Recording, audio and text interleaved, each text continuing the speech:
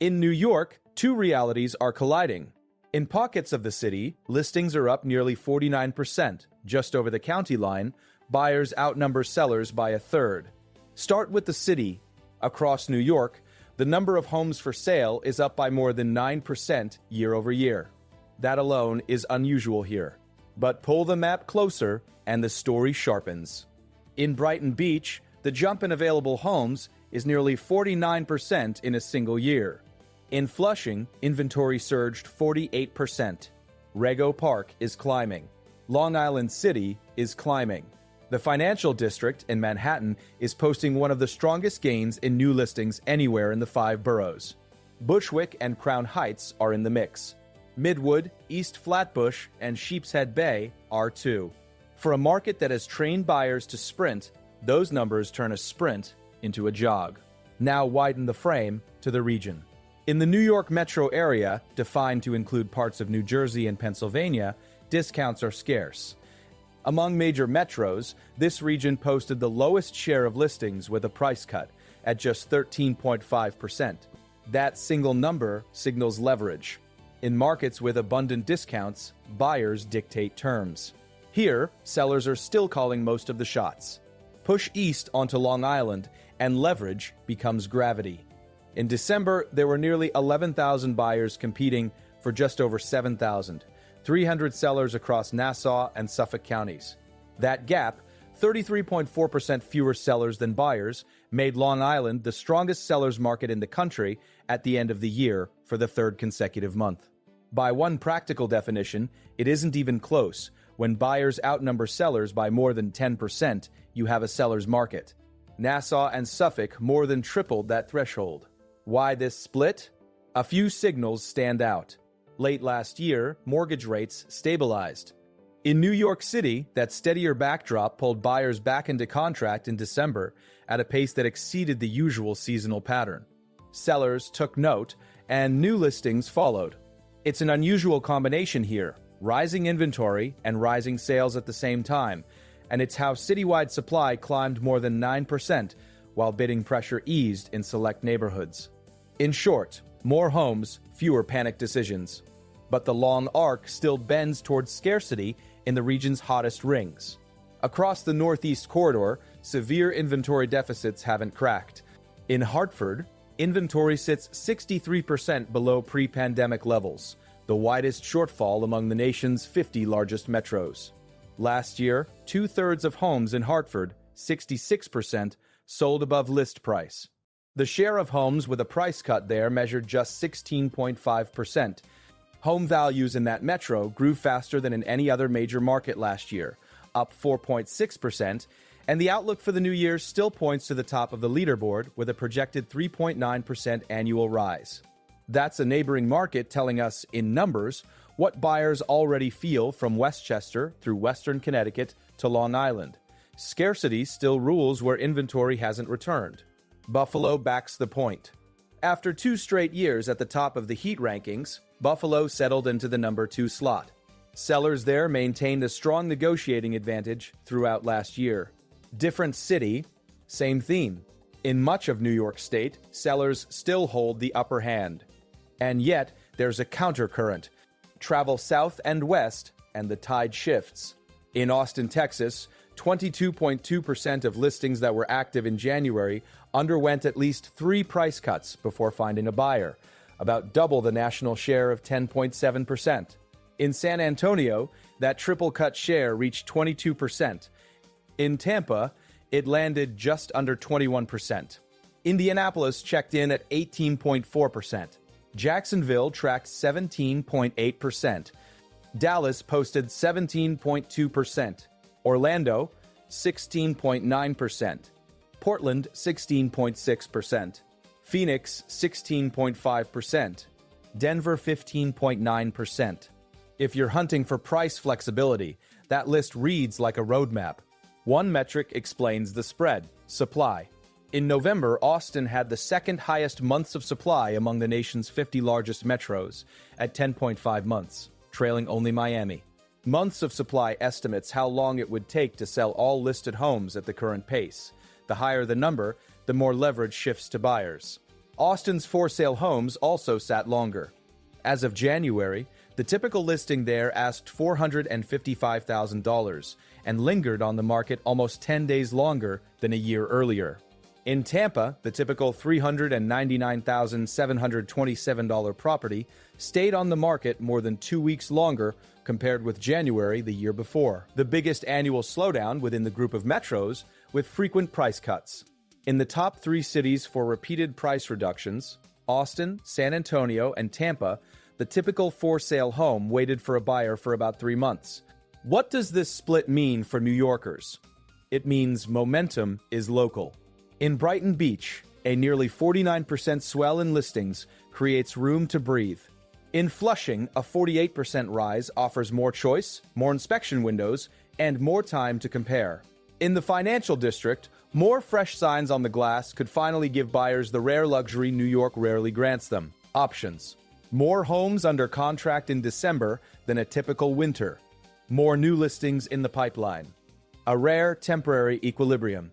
But cross the East River and head up the northern state, and the tone changes.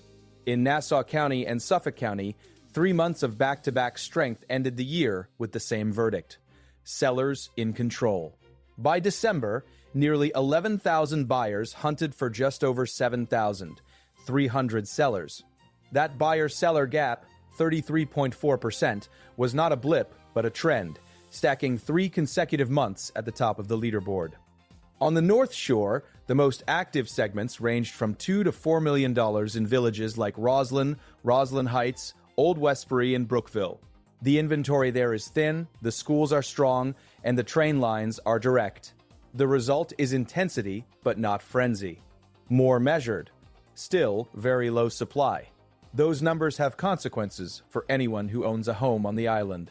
Increased competition has lifted valuations, and with rising valuations, property taxes tend to follow. That is a boon if you are selling into strength. It is a budget line if you plan to stay. Sellers win on price, owners pay on assessment. 2 sides of the same coin. Meanwhile, nationwide, buyer activity plunged late in the year to one of the lowest levels on recent record, second only to the earliest months of the pandemic. In December, there were 47% more home sellers than buyers nationwide. The imbalance was sharpest in parts of the Sun Belt. Austin saw an estimated 128% more sellers than buyers that month, a stark inverse of the Long Island dynamic. 2 different regions, 2 very different equations. What drives that divergence? Signals suggest a few forces. Higher borrowing costs are still pressing on demand in many of the markets that surged during the pandemic. In parts of Florida, higher housing expenses, including homeowner association fees and insurance premiums, are squeezing carrying costs, pushing some sellers toward price realism. In metros like Austin that expanded supply quickly, the market is resetting. That reset shows up in the numbers: 22.2% of listings with at least 3 price cuts in Austin as of January, a months of supply reading of 10.5 months in November, and a 9% share of the inventory pulled off the market from November to December, compared with 7% nationally. Sellers there are not just cutting. Some are stepping back. New York does not exist apart from that story. It counters it. In the New York metro area, only 13.5% of listings carried a price cut. That is the lowest share among major markets. Less trimming, fewer coupons, more straight-face asking prices. The city adds an extra layer. While the broad metropolitan region stays tight, individual city neighborhoods are quietly opening their doors. Brighton Beach up nearly 49%, Flushing up 48%, Rego Park rising, Long Island City rising, the financial district gaining. Brooklyn corners from Bushwick and Crown Heights to Midwood, East Flatbush, and Sheepshead Bay posting meaningful growth in listings. Inventory up more than 9% citywide year over year. And yet, even inside the 5 boroughs, the long-term shortage remains real, especially in Manhattan, where new construction has lagged population growth for more than a decade. This is the causal chain. Mortgage rates stabilized late last year, coaxing buyers back into contract in December at a pace stronger than the usual off-season trickle. Sellers followed, and inventory swelled in specific neighborhoods. That is why we are seeing a nearly 49% jump in available homes in Brighton Beach, a 48% rise in Flushing, and a multi-neighborhood wave that includes Rego Park, Long Island City, and the Financial District. At the same time, entrenched deficits in the wider region keep pressure high. Hartford sits 63% below pre-pandemic inventory. Two-thirds of Hartford homes sold above list last year, and the share of price cuts there is just 16.5%. In Buffalo, sellers sustained a negotiating advantage throughout last year. On Long Island, December's buyer count was nearly 11,000, against just over 7,300 sellers, leaving a 33.4% shortfall on the supply side for the third straight month. The New York Metro at large posted a 13.5% share of listings with a price cut, the lowest among major metros. That is not a market giving away discounts. Who is affected? Start with first-time buyers in the city. If you have been refreshing listings in Flushing, a 48% surge means more open houses, fewer lightning round offers, and a little more time to think. In Brighton Beach, nearly 49% more options stretches your choices across buildings, layouts, and blocks. In the Financial District, fresh listings broaden a downtown that has long been tight. It does not turn New York into a buyer's paradise. It turns panic into planning. Move out to Nassau and Suffolk, and the calculus flips. If you are buying in Roslyn at $2 to $4 million, competition is active across the North Shore villages. If you are selling anywhere from Roslyn Heights to Old Westbury to Brookville, the spread between buyers and sellers, 33.4% fewer sellers than buyers in December, hands you leverage. Fewer competing listings, more qualified showings, tighter negotiations. If you are staying put, watch your tax assessments. Rising valuations are a seller's victory and a homeowner's cost. For investors and movers eyeing affordability beyond the Northeast, the Sunbelt's numbers speak plainly. In Austin, 22.2% of listings active in January had at least 3 price reductions. In San Antonio, it was 22%. In Tampa, just under 21%. In Indianapolis, 18.4%.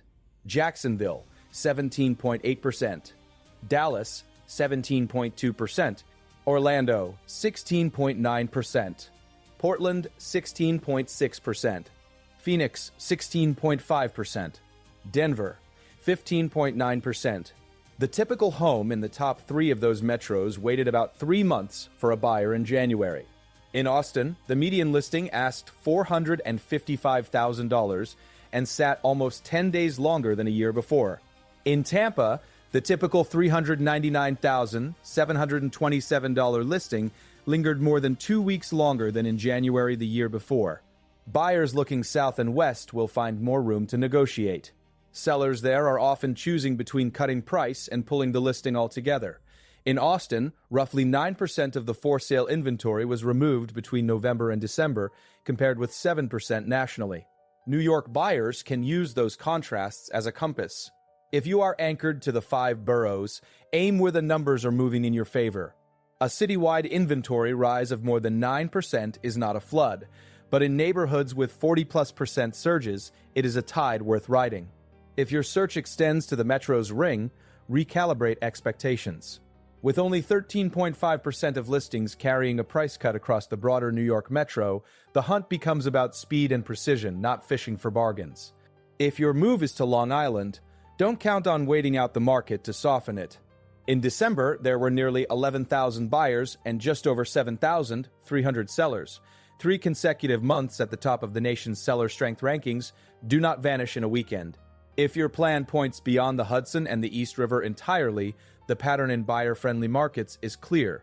3 or more price cuts on up to 22.2% of listings in Austin, extended days on market in Tampa, and months of supply in double digits in Austin at 10.5 months suggest patience can pay off. There is also a human rhythm behind these numbers. Even in markets flooded with active listings and price cuts, people sell because their lives change. New jobs, growing families, downsizing, care transitions. In markets where sellers hold the cards, many owners hold on because nothing on the other side feels as good as what they already own. That is why scarce inventory markets stay scarce, and why, when the math shifts even slightly, as it did in Brighton Beach and Flushing, opportunity appears quickly. Look one step ahead. In Hartford, the same conditions that pushed last year's value growth to 4.6% are expected to carry forward this year, with a projected 3.9% annual rise. In such inventory-starved metros, 63% below pre-pandemic, injections of inventory are not likely to arrive in bulk from move-up sellers or builders. Two-thirds of sales closing above list last year is not a soft market. Expect more bidding wars and brace for a season of broken hearts if your budget is tight. That corridor pressure bleeds south. It reinforces the floor beneath Westchester, Nassau, and Suffolk demand even as a few city neighborhoods grow more generous with selections. The national backdrop sets the counterpoint. With 47% more home sellers than buyers in December across the country, buyer-friendly markets will continue to advertise themselves with price cuts and patience. In Austin, where 22.2% of January listings saw at least 3 reductions and months of supply sat at 10.5 months as of November, the signal is not subtle. In Tampa, where a typical $399,727 listing took more than 2 extra weeks to move compared with the prior January, time is leverage. In San Antonio, with 22% of January listings trimmed 3 or more times, anchoring an offer to the comps is easier. That's the liquidity window New Yorkers have not seen locally in years, except in very specific pockets. If you are a seller in New York City today, understand the new competition on your block. Brighton Beach's nearly 49% swell in inventory means buyers will scroll your listing alongside many more. Flushing's 48% rise means your neighbor's 2-bedroom now frames your pricing power. In a city where inventory has often lagged, more supply equals more scrutiny. That doesn't undo the long-term shortage, it simply means you'll need to price tightly and move quickly. If you are a buyer, the same math favors you, cautiously. In neighborhoods posting double-digit supply jumps, it is finally possible to make a thorough decision at a normal pace. If you are a seller on Long Island, your numbers are different. December's count, nearly 11,000 buyers hunting just over 7,300 sellers, was not an anecdote. It was the 3rd consecutive month, finishing as the strongest sellers market nationwide. The gap, 33.4% fewer sellers than buyers, speaks for itself. In those conditions, bids can arrive close to ask with fewer strings attached. In the North Shore's $2 to $4 million band, that intensity is concentrated. If you are priced right in Roslyn Heights, Old Westbury, or Brookville, the calendar will move in your favor. If you are a buyer there, prepare for pre-approvals and clean terms. If you are an owner staying through the next tax roll, plan for higher assessments as valuations climb. And if you are toggling between regions, remember how sharp the edges are. In the New York Metro, only 13.5% of listings wore a price cut sticker.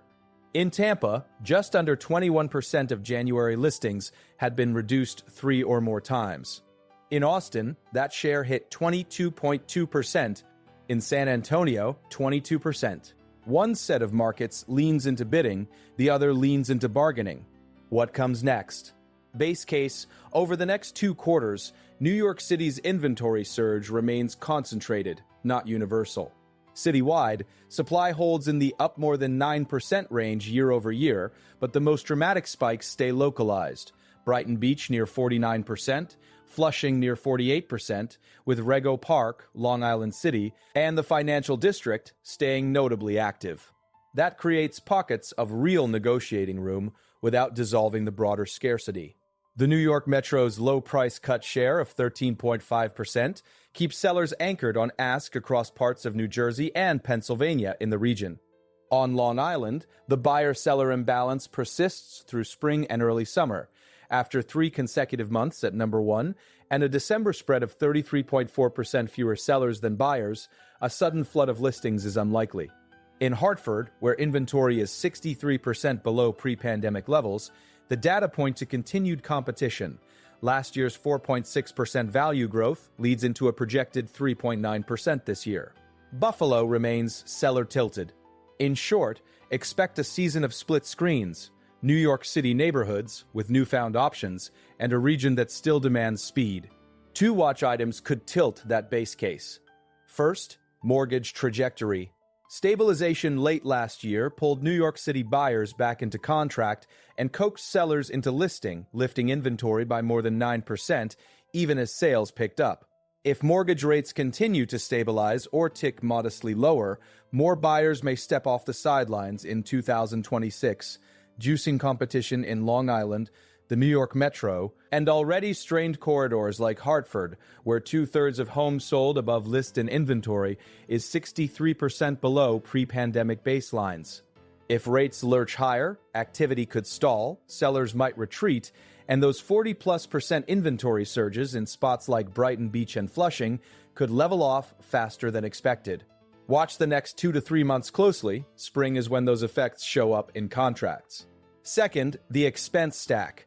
In parts of Florida, higher housing expenses, including homeowner association fees and insurance premiums, are already weighing on demand, helping push repeated price reductions to just under 21% of listings in Tampa, and supporting longer marketing times there, more than 2 extra weeks versus the prior January for a typical $399,727 listing. If similar cost pressures escalate in other Sunbelt markets, expect more triple-cut dynamics like Austin's 22.2% share in January and elevated months of supply readings like Austin's 10.5 months in November. That could pull some New York buyers to shop afar, but it could also nudge investors back toward the relative stability of the New York Metro's 13.5% price cut share. Locally, keep an eye on assessments on Long Island. As valuations rise, property taxes can become a drag for owners even while sellers cheer, shifting hold versus list decisions as 2026 progresses.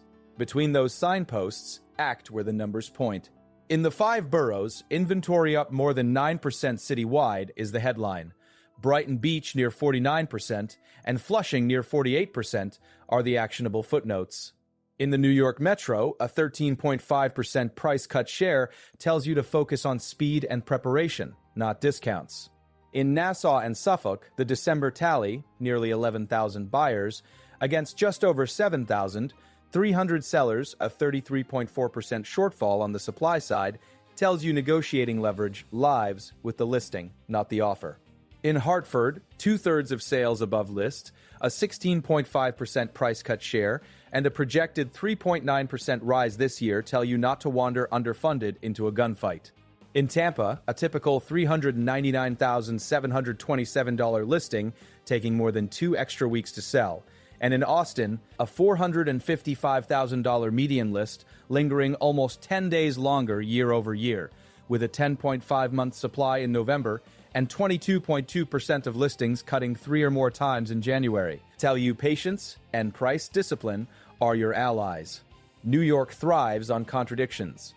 A seller's market on Long Island so strong it topped the nation 3 months running, even as city neighborhoods clock inventory spikes of 40+%.